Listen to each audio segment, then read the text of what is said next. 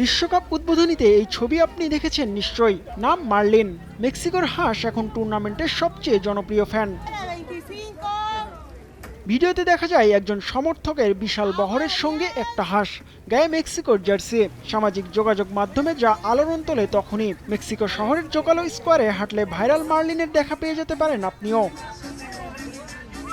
কার্লা Gomez রাস্তায় ফেরি করে বিক্রি করেন কোমল পানীয়। তিনি মূলত মার্লিন হাঁসটির মালিক। গোমেজ তার পালিত হাঁসটিকে সঙ্গে করে নিয়ে আসেন। ওই দিনের ভিডিওর পর মার্লিন এখন তারকা, তার সঙ্গে ছবি তোলার ভিড়। আর বিষয়টি উপভোগ করছেন গোমেজ।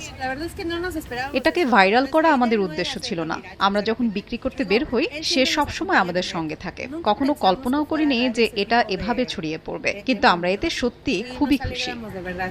যুক্তরাষ্ট্র কানাডার সঙ্গে এবারের বিশ্বকাপের সহায়োজক মেক্সিকো।